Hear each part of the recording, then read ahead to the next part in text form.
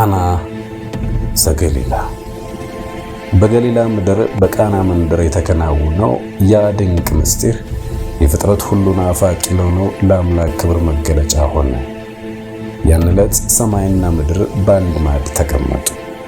የሰው ልጅ ድካም በአምላክ ቸርነት ተሸፈነ። ያች ዕለት ምድራዊ የጋብቻ ሥርዓት ብቻ ሳይሆን አምላክ ከሰው ልጆች ጋር የታረቀባት፣ የውሃው ባህሪ ተለውጦ የወይን ጠጅ የሆነባት፣ የሰው ልጅ የባህሪ ለውጥ ያገኘባት ታላቅ ዕለት ነበረች። የዛ ሁሉ ድንቅ ታምር መክፈቻና የድህነት በር ግን የዓለም ሁሉ መመኪያ፣ የንጽህና መፍለቂያ፣ የቅድስና ማህደር የሆነችው ያቺ ልዩ የጸጋ ባለቤትና የፍጥረት ሁሉም እመቤት ነበረች። እሷ በዛ ሰርግ ቤት የተገኘችው እንደ ተራ እንግዳ ሳይሆን የፍጥረት ሁሉ አማላጅና የጸጋ ሙሉ እመቤት እንደሆነ የክብር ባለቤት ነበር። በሙሽሮች ቤት የወይን ጠጅ ባለቀ ጊዜ የቤቱ ጌቶች በድንጋጤ ሲዋጡ፣ የጭንቀት ማዕበልም በፊታቸው ላይ ሲነበብ ያቺ ርኅርኅተ ልቡና የሆነችው እናት የልባቸውን ትርታ ቀድማ አወቀች። ገና ሳይነግሯት የቸገራቸውን አወቀች። ሳይማጸኗት ለጭንቀታቸው መፍትሄ ፈለገች። እንዴት ያለች እናት ናት!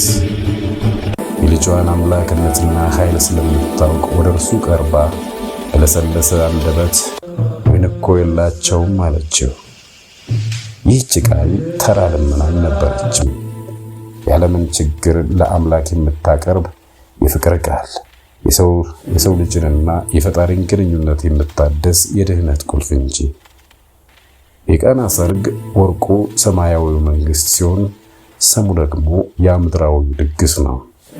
ድንግል ማርያምም በዛ መሃል ቆማ ለጎደለው ሁሉ ሙላትን የምታስገኝ ረቂቅ መሸጋገሪያ ናት። ጌታም የእናቱን ክብርና ልመና የማይጥስ ቸር ስለሆነ አምላክነቱ ይገለጽ ዘንድ ፈቀደ።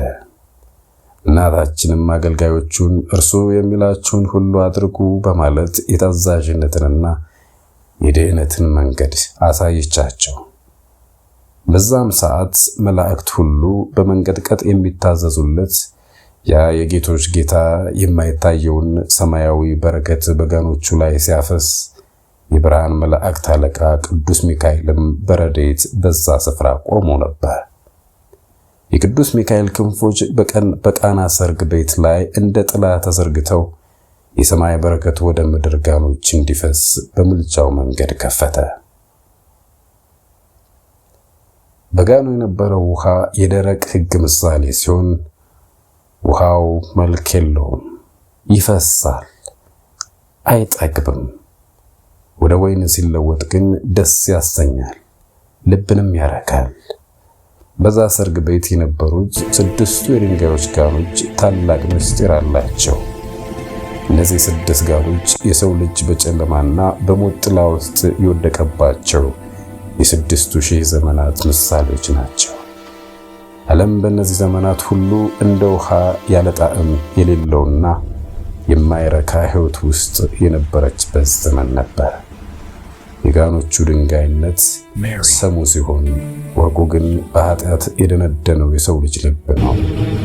ጌታ ያንን የደነደነ ድንጋይ ልብ በጸጋው ወይን አረጠበው። ያ ካልተተከለና ካልተኮተኮተ የወይን ሐረግ የተገኘው የወይን ጠጅ የሰው ልጆችን ልብ ደስ አሰኘ። ያቺ ያልተተከለችና ያልተኮተኮተች የወይን ሐረግ የተባለችው ድንግል ያፈራችው ፍሬ ዓለምን በደስታ ማርካቱን ያመለክታል። እዚህ ላይ ሰሙ በቃና የተጠጣው ወይን ሲሆን ወርቁ ግን አማኑኤል ራሱ ነው። እርሱ የወይን ሐረግ ነው፣ እኛም ቅርንጫፎቹ ነን። ከእርሱ የተገኘው ያ ሰማያዊ ወይን ሞትን የሚያሸንፍ ሕይወት ሆነ። ሙሽራው ድሃ ነበር፣ ወይን አለቀበት። ነገር ግን የዓለም ሁሉ ሀብት የሆነው ጌታ በቤቱ ነበረ። ውሃው ወይን ሆኖ ሲቀዳ መጋቢ ሰርጉ የት እንደመጣ አላወቅም። በትህትና ያገለግሉ አገልጋዮች ግን ሚስጥሩን ያውቁ ነበር።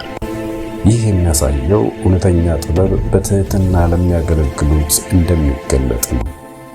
አምላክ ራሱ ድግስ ላይ ተገኝቶ መብላቱና መጠጣቱ የሰው ልጅ ስጋዊ ፍላጎት ኃጢአት እንዳልሆነ ይልቁንም በበረከት ከተመራ ቅድስና መሆኑን ያስተምረናል። በቃና ዘገሊላ የተጠጣው ወይን በኋላ ላይ በመስቀል ላይ ለሚፈሰውና ዓለምን ለሚያድን ለክቡር ደሙ ምሳሌ ነበር። ዛሬም በልቦናችን ዘገሊላን እናስባለን። በቤታችን ሰላም ሲጠፋ ወይን ጠጃችንና ፍቅራችን ሲያልቅ ወይን እኮ የላቸውም የምትል እናት አለችንና አንፈራም። እርሷ የሌለችበት ሰርግ ደስታ እንደሌለው ሁሉ እርሷ የሌለችበት ሕይወትም ጣዕም የለውም። እርሷ ለሙሽሮቹ እንደራራችላቸው ዛሬም ለመስኪኑ ዓለም ትራራለች።